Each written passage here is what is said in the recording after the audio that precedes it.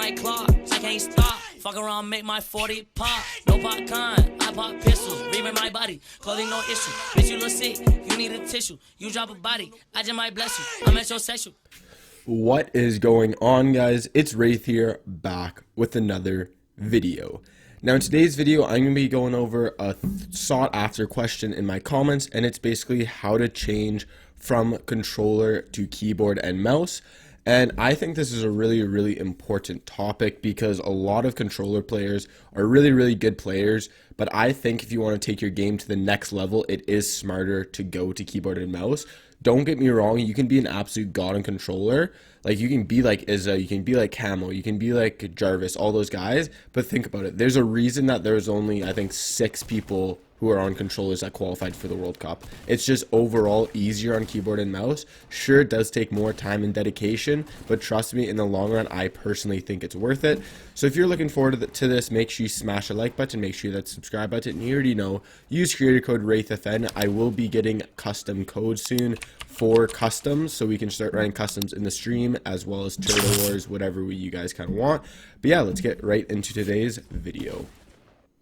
So the first thing I'm going to talk about today is finding the right keybinds that work for you and are the most optimal for you as a player. So basically, what kind of differs the best keybinds that a lot of pro players think and that I think is that you have to have as many builds as possible on different fingers. Now obviously this is a little bit different for some people because you obviously want to find something that's comfortable for you. For example, Mr. Savage has all of his buildings on just one finger, his index finger, but he's obviously an anomaly. There's tons of players who have very specific keybinds for them, and obviously you can still be very good for you if you're like used to them and comfortable with them. So the big thing I'm going to talk about is if you start off with more optimal keybinds, it will just allow you to get better quicker and feel a little bit more comfortable while playing, etc. And overall, trust me, it will help you in the long run. So I'm not going to really go that in depth about it because it honestly is kind of confusing, but I will leave It's Jarian's video in the description below. He goes really well into it and allows you guys to kind of figure out how it works and what the best binds possible are. But basically a brief scenario is you want kind of one build with your pinky, one build with your thumb, and then 2 builds on your mouse if you can. So then you can just focus on holding down A and D as using W for builds. Kind of confusing, so I'm not going to go too in depth in it. Again, let me know if you want me to make a video on this, but you can just check out It's Jarian's video if you're curious about it. But yeah, there's a reason that why Tfue, 72 Hours, Mongrel, Mitru, all of them are changing their keybinds, Benji Fishy. It's because they're trying to make it more optimal. And even though they are absolute gods, you can still make it more optimal for you. Trust me, it is a big deal having optimal keybinds. But at the same time, you want to make sure that it is comfortable for you, because if it's not comfortable, you're going to struggle clicking them. It may take 2 weeks. Just because you struggle with them right off the bat, trust me, it isn't going to make that big of a difference. You got to trust yourself and know that eventually you're going to get them down, but you do want to make something as comfortable as possible, okay? Very important, but let's move on to the next tip. So this next tip is a big one, very big one, but it's get down the basics before you start to try something that's a little bit harder or something that's more in depth. So for example, for building is very difficult off the bat while trying new keybinds or for the first time trying keybinds. So basically you want to get down the very basics by just practicing in creative, practicing 1v1s, which I'll get into later, but it's very important to get used to it, and practice makes perfect, as well as if you don't know exactly how to do it or what you're doing, then practicing will allow you to get better at it. So for the very basic things that I say you should try in creative at the very start before you start doing crazy high ground retakes is the basic 90s or 90s that you enjoy doing. Practice them until you can do them almost perfectly. It might take 2 to 3 weeks, but trust me, you want to be able to do them. It's very important. As you can see in these gameplays, I'm just now getting used to my binds, and it's almost been 2 to 3 days, and I've been grinding them pretty hard. And then the next thing is you want to figure out how to do floor wall ramp. Very important. You want to make sure that's down at least. And then you want to have at least one high ground retake. And then once you do all that, it'll allow you to feel more comfortable with your binds. And then you can start trying different things. You can try a new 90. You can try more high ground retakes. You can try side jumps, etc. But those 3 are the ones that you just kind of want to get down off the bat so you don't have to worry about them in the future. And trust me, they're going to be hard at the first start. Like, trust me, they're going to be difficult, very difficult. But in the long run, it will help you overall, and it will make you feel more confident using your binds, and you'll feel more like less pressure using your binds because you're going to know how to use them, etc., etc. Now, this next tip is going to say, and this is probably the most important tip I can say, is practice your aim, especially if this is your first PC game ever. Getting used to aiming and becoming a very good aimer is probably the hardest and most important things you can do.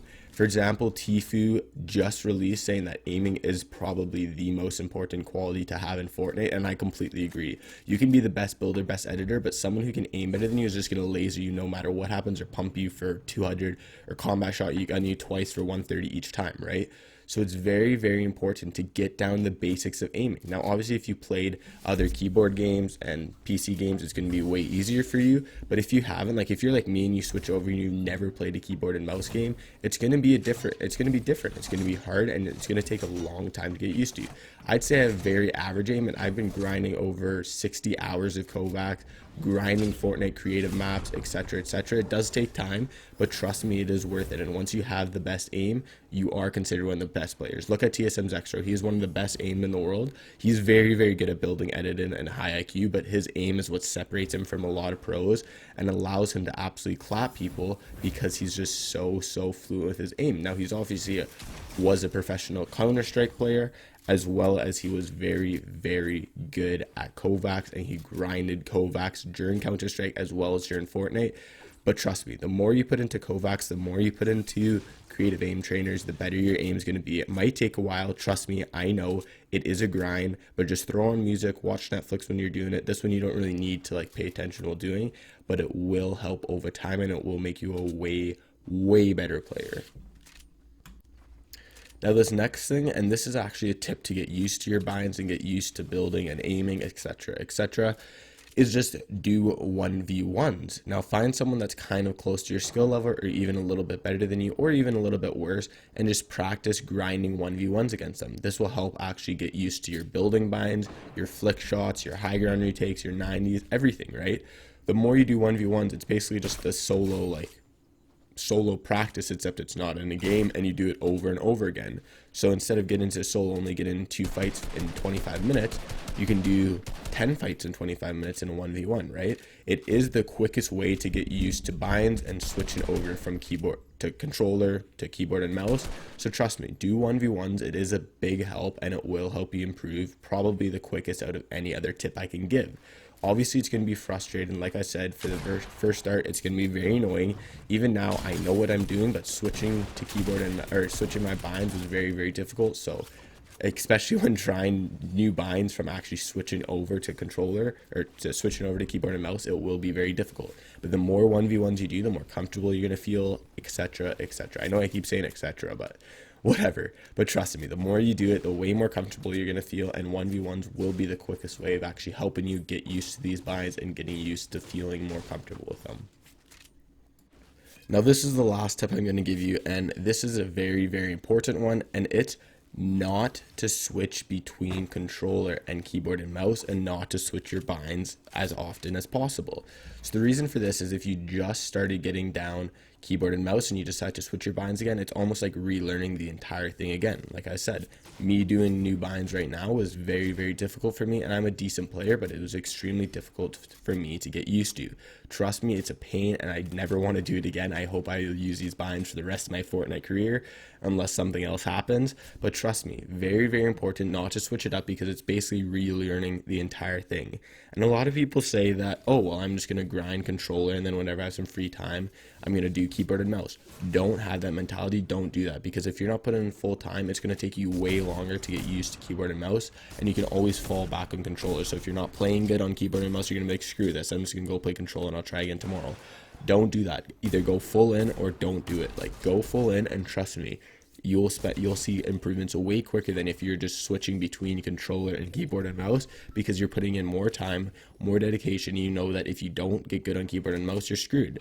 So trust me, spend in the time, put in the dedication, and you will notice a difference. It may take a month or two, but overall you will feel like a better player. I feel way better than I was on controller, and it's been 4 or 5 months, and I still nowhere near where I need to be an actual pro at Fortnite. But that's basically it for today's video. Make sure you hit that like button. Make sure you slap that like button and use creator code WraithFN. Hopefully you guys enjoyed, and I'll see you guys all in the next video.